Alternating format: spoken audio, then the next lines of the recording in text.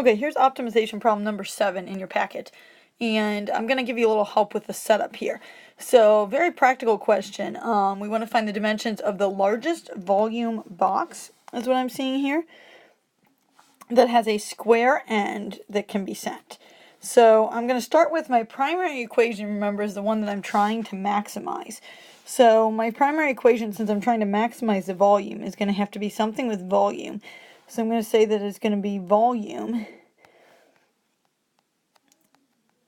So the volume of that box, now that's the whole thing. Kind of ignore this little ring that we see around the middle. If you're looking at this and seeing this square around the middle, ignore that. And let's just go ahead and look at the volume of the whole thing. So it's going to be, generally I always think for a prism that volume is capital B times H. I'm using a capital B because that's not just a linear measurement, that's an area measurement. That'd be area of the base times the height. So if we take a look at the area of that base, that would be the area of, not really what it's sitting on. I'm using the square as the base, and then I'm going to use the length as the height. So maybe it would even make more sense to call this dimension right here the length. And that's fine if we put that in, because that's the height if it's standing on the square base. So because it's a square, I'm going to introduce a variable here, and I'm going to use x to represent any one of those 4 measurements around the base, which is a square by problem situation, the way they defined it. So I'm going to say that we could actually substitute in for the capital B, the area of the base, x squared, because that's going to be the area of my square base. And then I've still got this L here, representing the height of the rectangular prism, again, if it's standing on the square base. So I'm really looking at it like this, if that helps. And now I've got that square base and then the height. So to try to figure out, to try to figure out this length, I'm going to have to go back and find a second equation here somewhere. So I noticed that it said something about 108 inches, and I'm going to look at that right now. And the 108 inches is going to be, let's see, the sum of the length and the girth, which is the distance around the box. So can't exceed 108 inches. So the sum of the length plus the distance around the box. So if we look at that distance around the box, that's what the square is supposed to indicate. Can we now agree that that's the same as the distance around?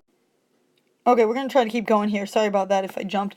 So we're trying to find the distance around here, which would really be the perimeter of the base. So that's going to be 4x.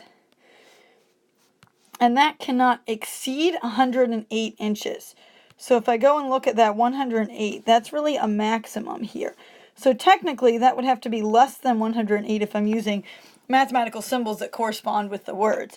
Now, I'm going to make an assumption here that to get the biggest volume, we might as well go ahead and use the maximum amount of length, whatever you want to call that total length of the length plus the girth. I'm going to go ahead and say, I think there's a word for that when you talk about what they call it in the postal service, but I'm not sure at the moment what it is.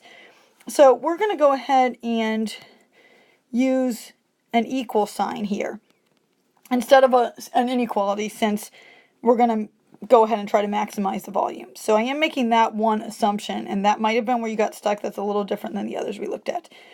So I'm going to solve for length here. Length then would be equal to 108 minus 4x, and then I'm going to take that and substitute that in here for my length. So my length now becomes 108,